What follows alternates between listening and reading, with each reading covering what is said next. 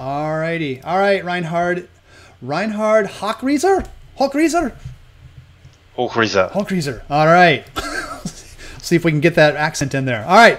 All right, Reinhard, here we go. A 3, a 2, a 1. Hey, everybody. Mike Lawson here with CU Broadcast. Welcome to our show. And on today's program, we have Mr. Reinhard Hochreiser from Jumio. How are you, Reinhard? Thank you. I'm doing well. Hi, guys.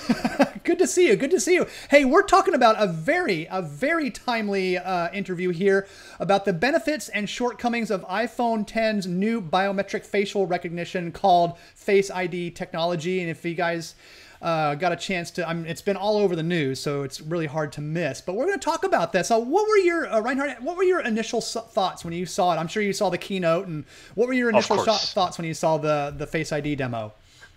Of course, yeah. I'm a long year iPhone user, so I was at the beginning. I was a little bit concerned. I'm so used to Touch ID; it worked perfect, and now Apple wants to tell me, okay, Touch ID is gone. You have to use your face to unlock your phone, and especially about is it working in every condition? Different lights.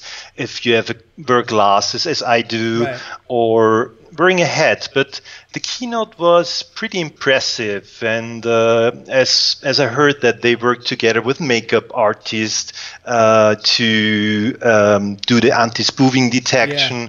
Or to have machine learning or AI in place to learn about the user's face and how it changes over time.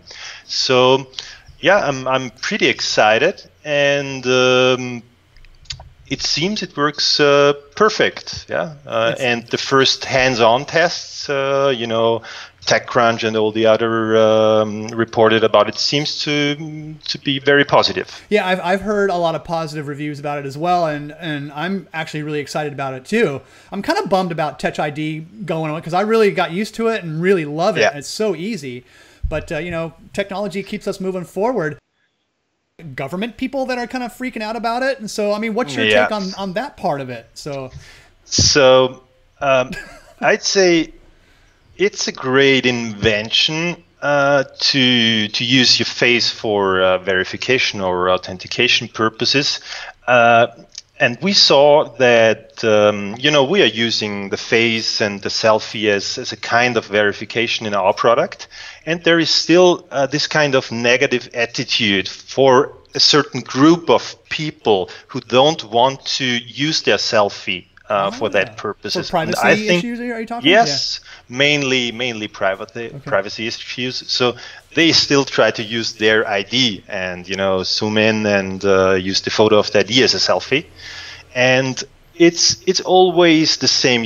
If Apple comes up with a new technology, it rather quickly becomes a standard in the market, or mainstream, however you will call it. So just think a few years back about fingerprint. No one thought we are using our fingerprint to unlock a phone. Right.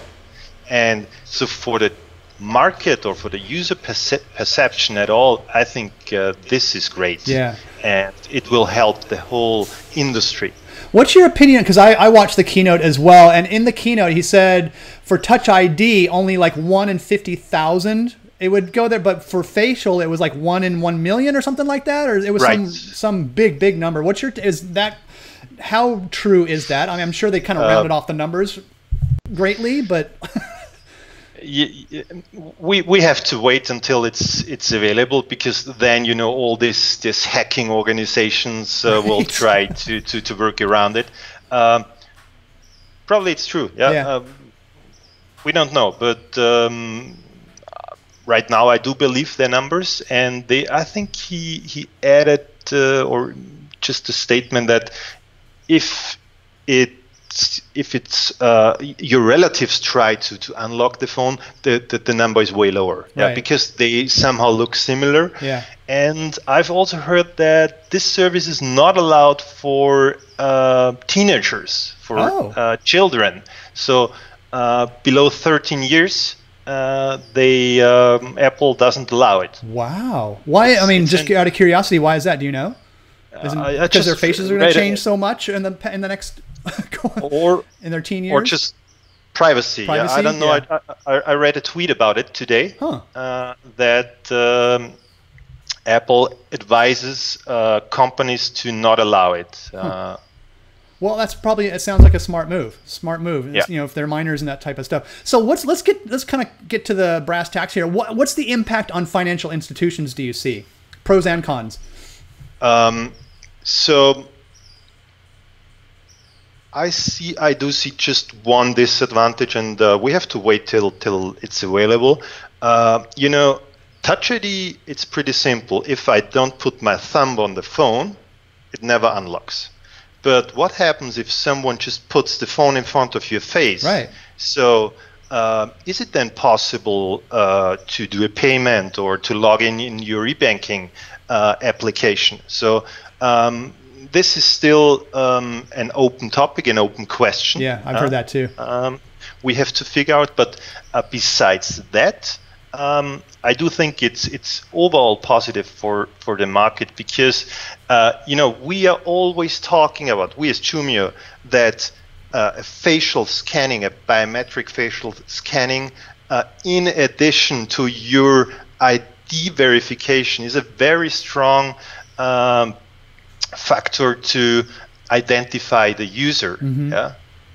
So overall, I'd say it's super positive. Yeah, I agree. I agree.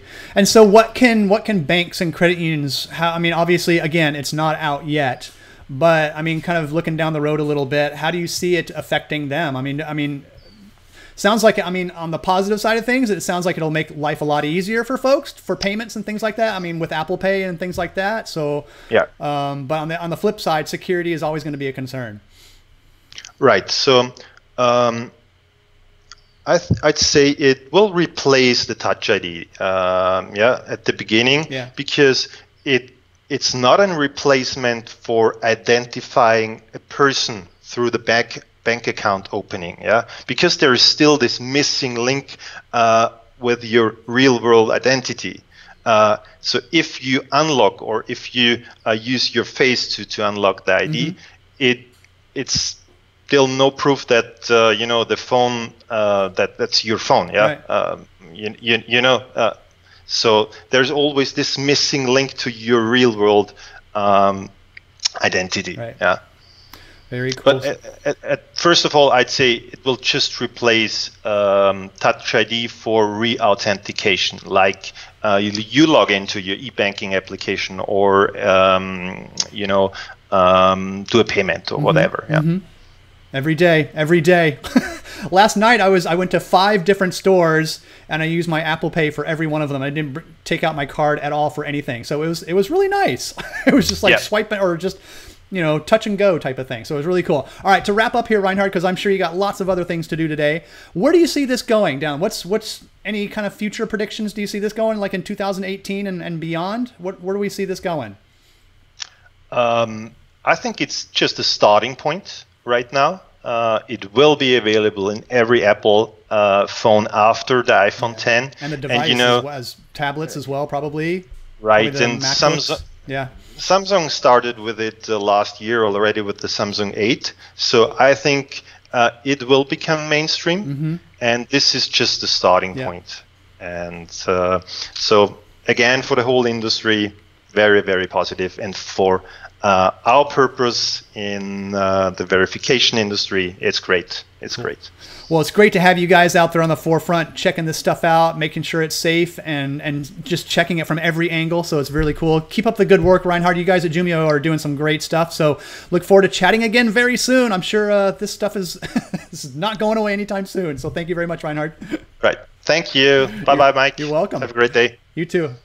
And that is it, sir. Well done. Oh my gosh. Excellent.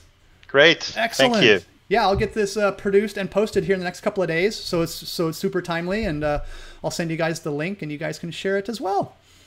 Thank you. Very cool. Hey, have a great